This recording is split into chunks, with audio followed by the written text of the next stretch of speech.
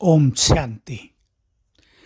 आध्यात्म के मार्ग पर चलने वालों के लिए, ब्रह्मावत्सों के लिए, जो राजयोग का अभ्यास कर रहे हैं, उनके लिए सर्वश्रेष्ठ मंजिल है कि बुद्धि भटके नहीं, मन और बुद्धि एकाग्र हो जाए, एक सर्वशक्तिवान पर केंद्रित हो जाए, अपने स्वमान में स्थित हो जाए।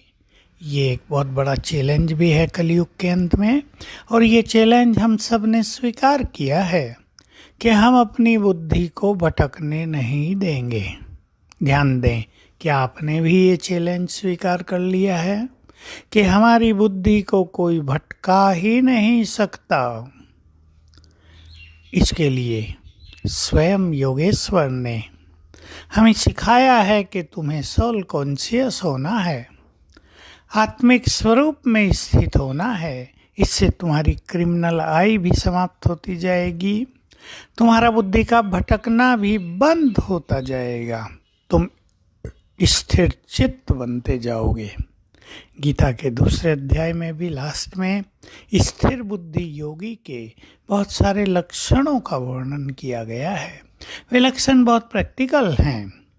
जो योगी संतुष्ट है वो स्थिर बुद्धि है। जो इधर उधर मन बुद्धि को नहीं भटकाता, बाह्यमुखी नहीं है, वो स्थिर बुद्धि है। जिसने प्योरिटी को धारण कर लिया वो स्थिर बुद्धि है।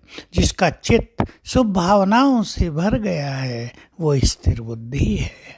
जिसने ईर्षा, द्वेष, पर चिंतन, वैर भाव सब समाप्त करके अपने चित्त को निर्मल कर लिया, वही व्यक्ति स्थिर बुद्धि होता है।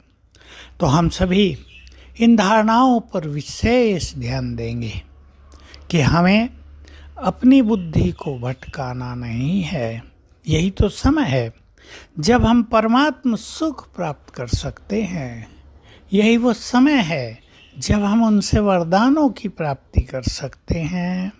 यही वो समय है जब हम अपने भाग्य को सर्वश्रेष्ठ बना सकते हैं। भाग्य विधाता स्वयं भाग्य बांटने आया हुआ है। तो बुद्धि यदि हमारी भटकती रहेगी, वो एकाग्र ही नहीं होगी, तो वो उसमें वरदान कैसे भरेगा? वो तो निकल जाएंगे साथ साथ। तो हमें अपनी बुद्धि को सोने की बुद्धि बनाना है, सोने का पात्र। बुद्धि पात्र है, सभी ने सुना ही होगा। बहुतों ने अपनी बुद्धि को डस्टबिन बना लिया है। इधर की गंदगी, उधर की गंदगी, व्हाट्सएप से गंदगी, अखबारों से गंदगी, टीवी से गंदगी अपनी बुद्धि में डालते रहते हैं। बुद्धि जो सोने का बर्तन है, बुद्धि जो मनुष्य के लिए सबसे श्रेष्ठ और स्वच्छ चीज है, बुद्धि जो उसको सफलता के शिखर पर पहुंचा सकती है, महानता के शिखर पर पहुंचा सकती है, जो उसे मनचाही मंजिल पर ले जा सकती है, उसके महत्व को कई लोग समझते ही नहीं। कई युवक व्हाट्सएप पे, मोबाइल पे लगे हुए हैं रात दिन, उन्हें पता नहीं इनसे वो अपने जीवन को, अपनी बुद्धि को डैमेज कर रहे हैं। उनका भविष्य अंधकार में होगा। तब वो सुख ले रहे हैं थोड़ा दिन उसका, लेकिन वो जीवन भर पछताते ही रहेंगे कि जब हमारा समय था, हम कुछ गेन कर सकते थे, हम कुछ आगे बढ़ सकते थे, वो समय हमने मोबाइल के चक्रव्यूह में निकाल दिया। और सबको सावधान कर दें, बहुत जल्दी 5-7 सालों में ही ये इलेक्ट्रॉनिक्स फेल होने जा रहा है। तब जो मोबाइल के एडिक्टेड हैं उनका क्या हाल होगा सोच लो। अनेक युवक डिप्रेशन में जाएंगे। जिनका मोबाइल के बिना मन नहीं लगता, उनका मन उन्हें बेचैन करने लगेगा।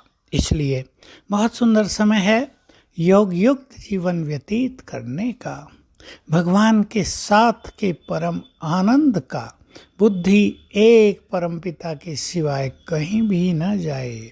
जब हम साधनाओं में बैठें, इसके लिए ज्ञान के यूज के द्वारा, विश्व ड्रामा के ज्ञान को यूज करते हुए हमें अपनी बुद्धि को स्थिर करना है, उसे भटकने से बचाना है और ध्यान देना है हमारी दृष्टि देह पर न जाए, हमारी दृष्टि क्रिमिनल न हो, नहीं तो हम योगी नहीं बन पाएंगे।